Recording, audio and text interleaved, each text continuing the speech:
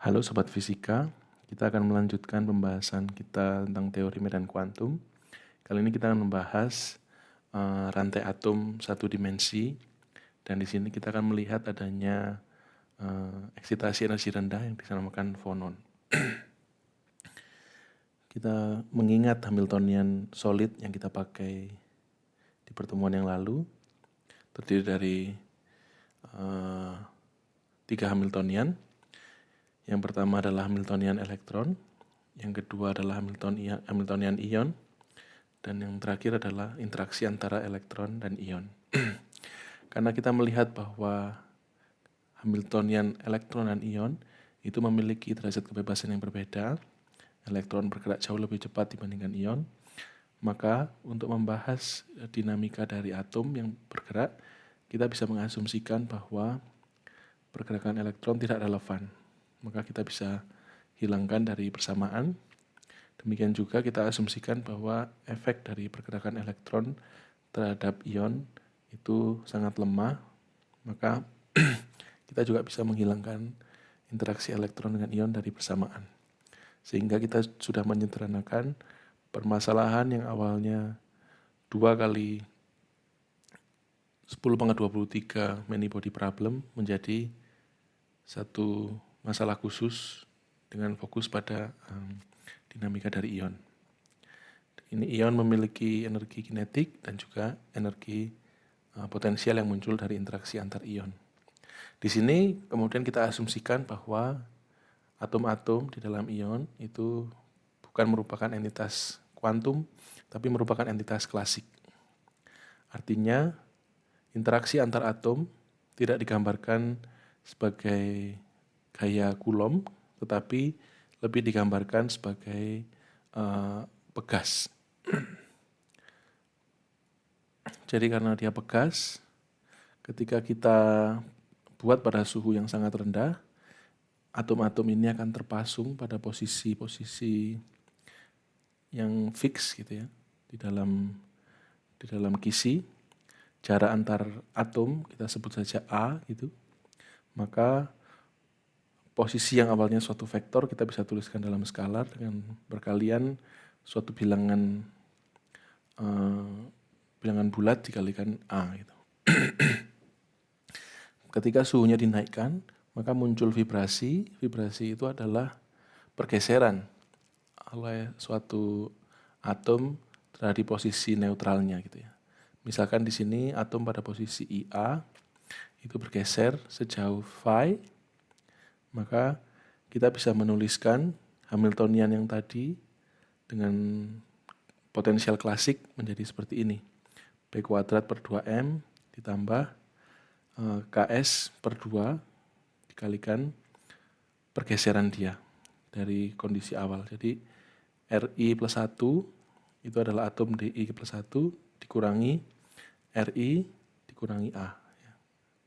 Di mana Ri ditambah A itu adalah posisi yang seharusnya untuk Ri plus 1.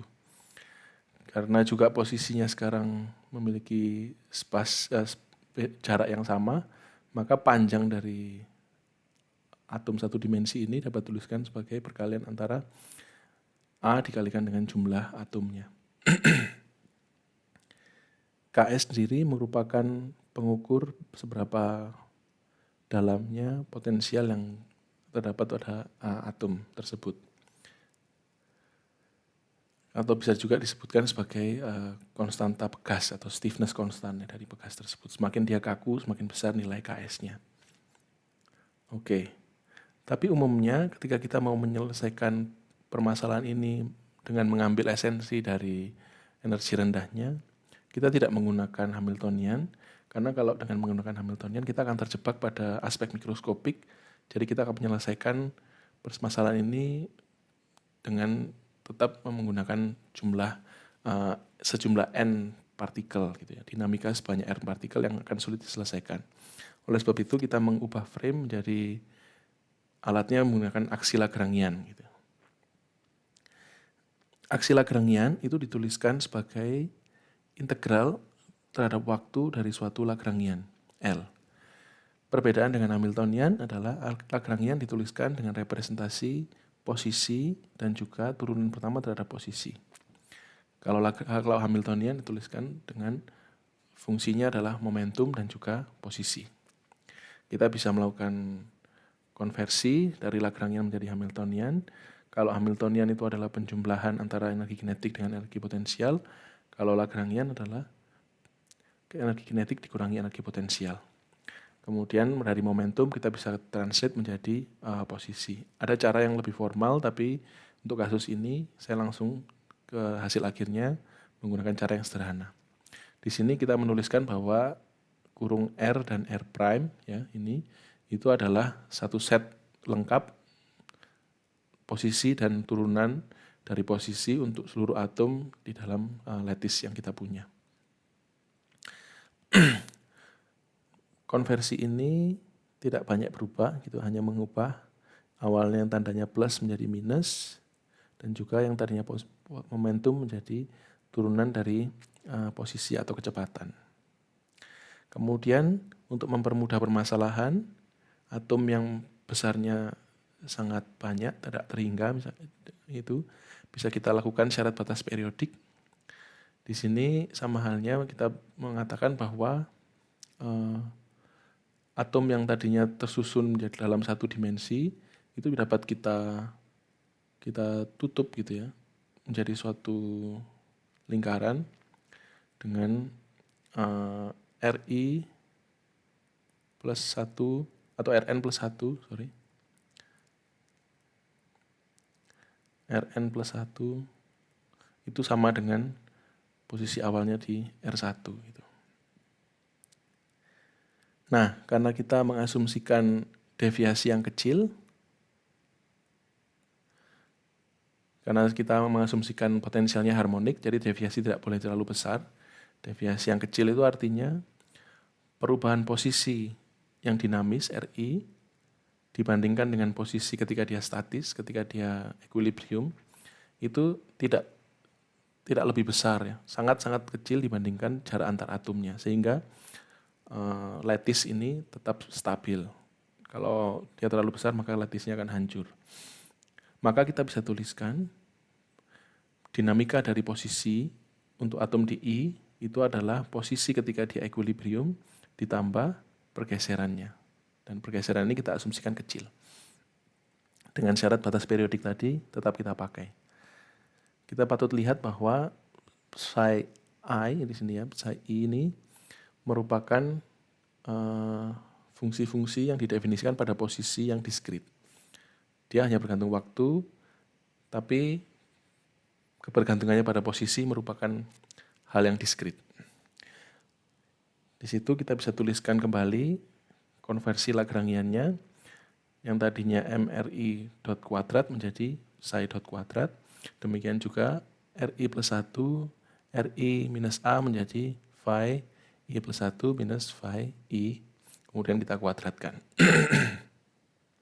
Kembali, patut diingat bahwa interest yang kita inginkan adalah kita tidak fokus pada skala atomik, yang artinya kita tidak akan bisa menyelesaikan dinamika pergerakan dari suatu partikel yang berinteraksi dengan sejumlah n partikel semuanya.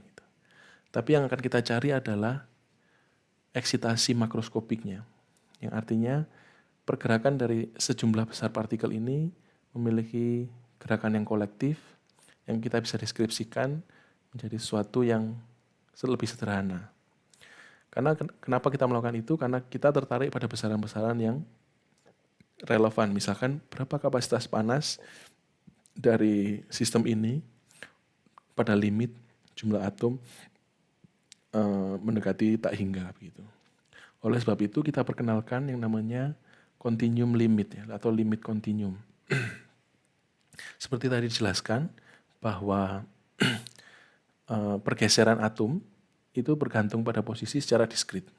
Psi I itu bergantung pada Ri di posisi-posisi lattisnya. Misalkan di sini pergeserannya sekian, di sini posisinya sekian, dan seterusnya. Nah, di sini kita perkenalkan namanya continuum limit, yang artinya ketika pergeseran itu tidak terlalu besar dan pergeseran antara satu dengan yang lainnya itu tidak berjarak begitu banyak gitu ya, maka kita bisa menggunakan continuum limit, kita bisa menarik garis seolah-olah potensial pergeseran ini berfungsi terhadap posisi secara continuous. Di sini kita perkenalkan yang disebut sebagai medan. Ini adalah pertama kalinya kita memperkenalkan istilah medan kepada permasalahan Lagrangian kita. Maka kita bisa transformasi medan yang awalnya tadi skalar menjadi medan continuous. Dari sini kita bisa transformasi psi I menjadi psi X, tapi kita akan ada tambahan faktor akar A. Kenapa ada pertambahan faktor akar A? Ini terkait dengan nanti ketika kita mendefinisikan kerapatan Lagrangian. Tapi nanti akan saya jelaskan. Dan kemudian kita evaluasi X itu pada posisi di I A gitu. Makanya terkait I dan X secara evaluasi posisinya. Demikian juga dengan faktor yang kedua, yaitu yang ini, perbedaan antara psi I plus 1 dengan psi I. Kita bisa melakukan ekspansi Taylor. Di situ perbedaan antara psi I plus 1 dengan psi I kita bisa tuliskan sebagai diferensial dari psi X dikalikan A, tapi karena sudah ada faktor akar A, maka menjadi A pangkat 3/2. Sama halnya dievaluasi pada X sama dengan IA. Kemudian untuk membuat aproksimasi kita continue, tadi penjumlahan atom ya dari I sampai N kita bisa mengasumsikan sebagai integral dari 0 sampai L dengan pembobot 1/A supaya dimensi dari integral kita itu sama dengan penjumlahan ini, summation ini. Oke, akhirnya sekarang kita melihat bahwa, kita bandingkan ya coba.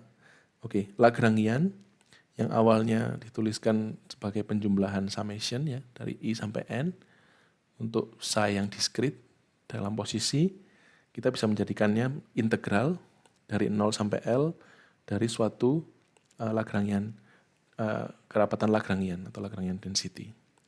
Karena disebut sebagai Lagrangian density, maka dimensinya merupakan energi dibagi panjang. Dan kalau kita bandingkan Lagrangian density kita yang awalnya psi I sekarang menjadi psi X. Gitu. Dan yang perbedaan psi I plus 1 menjadi turunan psi X kuadrat. Ada tambahan faktor A kuadrat di sini untuk membuat dimensinya konsisten, yaitu energi per panjang. Dengan unit dari psi sendiri adalah panjang kali akar dari panjang. Oke.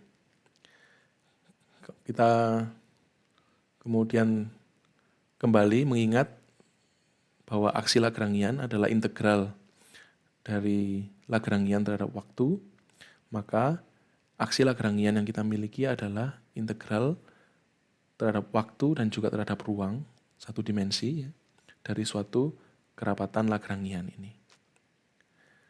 Di sini kita mengenal suatu istilah yang disebut sebagai fungsional.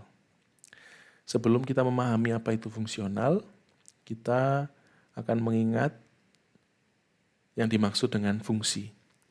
Fungsi itu memetakan f, memetakan x ya. X adalah domainnya, kita sebut sebagai fx. Misalkan fungsi yang kita miliki adalah x kuadrat plus 1. Fx itu kita sebut fungsi dan x adalah domainnya.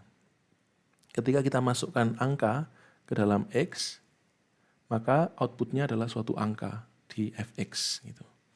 Ini yang disebut sebagai fungsi. Perbedaan dengan fungsional adalah ketika kita punya aksi, ya, aksi ini ditentukan oleh medan yang kita miliki, medan. Nah, medan ini adalah suatu fungsi, maka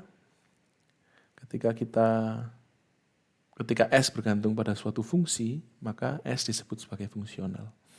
Ketika kita masukkan angka, gitu ya, tergantung posisinya, gitu ya, psi itu bergantung pada X, mungkin juga bergantung pada waktu.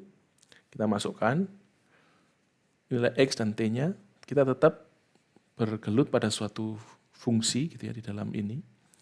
Setelah itu, setelah kita melakukan integral dan seterusnya, kita mendapatkan output yang berupa angka. Inilah perbedaan fungsional dengan fungsi. Kita bisa bilang bahwa fungsional adalah fungsi dari suatu fungsi. Gitu. Dan karena kita sudah memperkenalkan S gitu ya, apa gunanya kita membuat S? Kita mengingat adanya prinsip dari Hamiltonian atau yang disebut sebagai prinsip aksi terkecil gitu ya. Bahwa ketika kita melakukan variasi terhadap aksi, persamaan gerak akan didapatkan ketika variasi dari aksi tersebut bernilai 0. Ini adalah prinsip eksternal Hamiltonian. Bagaimana cara menentukan persamaan gerak itu? Yaitu kita melakukan variasi. Variasinya kita lakukan dengan membuat psi yang divariasikan dengan besaran epsilon dikalikan dengan eta. Eta merupakan fungsi dari posisi dan juga waktu yang divariasikan, sedangkan epsilon adalah suatu angka yang bernilai kecil. Ketika kita melakukan perbedaan S, ya, kita ambil limit epsilon mendekati 0. Untuk mendapatkan persamaan gerak, maka variasi ini haruslah bernilai 0. Ini yang disebut sebagai variasi terkecil. Oke, jadi caranya cukup straightforward ya. Kita mempunyai suatu fungsional S yang awalnya bergantung pada fungsi psi. Kemudian kita langsung melakukan variasi, sekarang psi ditambah variasi ini. Kita masukkan kembali ke definisi dari S ya di sini. Dengan melakukan variasi ini, kemudian kita mendapatkan, ini kalian coba sendiri ya, merupakan latihan buat kalian. Ketika kalian masukkan fungsi yang divariasi ini ke dalam persamaan ini, kalian akan mendapatkan bahwa S itu sendiri adalah S yang tidak divariasikan ditambah epsilon dikalikan integral dt, dx, dan fungsi ini.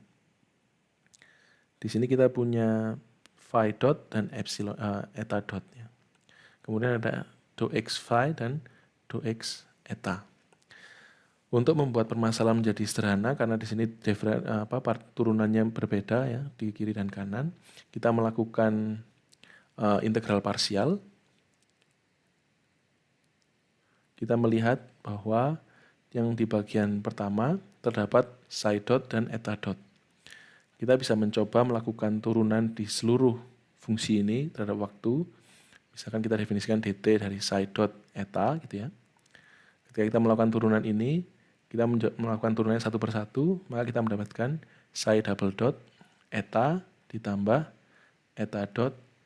psi dot eta dot gitu. Kita melihat bahwa bagian yang ini itu sama dengan bagian yang ini, maka kita bisa tuliskan bahwa psi dot eta dot itu sama dengan dt psi dot eta dikurangi psi double dot eta gitu ya. Nah, kita bisa mengintegralkan bagian, sekarang kita mengubah ini dan kita mengintegralkan ini ke dalam, kita masukkan gitu ya. Maka integral turunan dari T dan integral dt akan menghasilkan evaluasi dari bilangan ini pada keadaan batas ya, pada keadaan batas di sini di awal ketika kalian melakukan variasi dan di akhir dari variasi tersebut di titik 0 dan di titik T yang terakhir gitu. Tetapi pada variasi Hamiltonian, pada variasi aksi gitu ya, kita sudah mendefinisikan bahwa variasi di awal dan di akhir haruslah bernilai 0. Karena kita mempunyai titik awal dan akhir yang fix, yang berbeda hanya di bagian intermediate-nya. Dengan demikian, kontribusi integral dari yang pertama ini bernilai 0, sehingga integralnya bisa kita ganti dengan kontribusi yang kedua ini yang merupakan fungsi dari phi double dot. Demikian halnya dengan yang kedua, kita juga bisa melakukan perubahan integrasi, sehingga kita mendapatkan bahwa dx psi dx eta itu terkait dengan turunan kedua dari phi. Dan yang beruntungnya adalah dua-duanya sekarang bergantung pada eta. Sehingga variasi aksi yang awalnya kita tuliskan seperti ini, sekarang menjadi seperti ini. Dengan perubahan tanda tadi muncul karena kita melakukan integrasi parsial.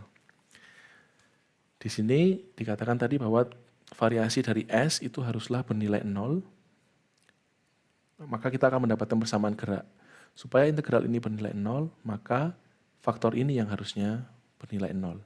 Oleh sebab itu, kita sekarang mendapatkan persamaan diferensial gelombang untuk medan psi. Gitu ya. Persamaan diferensial gelombang ini memiliki solusi yang general, yaitu berupa gelombang yang menjalar ke kiri maupun gelombang yang menjalar ke kanan dengan kecepatan yang ditentukan oleh koefisien ini. Di sini kita tahu bahwa kecepatannya ditentukan oleh A akar Ks dengan M. Gitu. Artinya di dalam atom satu dimensi yang berjumlah tak berhingga, gitu ya, ternyata kita menemukan eksitasi energi rendah yang berupa gelombang bunyi. Gelombang bunyi ini memiliki kecepatan tertentu yang ditentukan oleh konstanta Pegasnya dan juga oleh massa. Dan kita sudah melakukan progres yang sangat luar biasa. Dari sini kita memperkenalkan formulasi Lagrangian, kemudian kita melakukan aproksimasi kontinum, yang artinya mengubah dinamika dari n partikel menjadi dinamika dari satu entitas tunggal yang kolektif, dan akhirnya kita mendapatkan eksitasi berupa gelombang bunyi. Berikutnya kita akan membahas apa itu, atau kita akan bertanya berapa kapasitas energi yang tertampung di dalam satu dimensi atom chain ini. Kemudian kita juga bertanya bagaimana kapasitas panas dari fonon satu dimensi ini. Untuk itu, pada pertemuan berikutnya kita akan melakukan formulasi Hamiltonian dan juga menghitung kapasitas panas dari fonon satu dimensi. Stay tune terus di channel YouTube saya untuk pelajaran-pelajaran quantum field theory atau fisika atau yang lainnya. Terima kasih.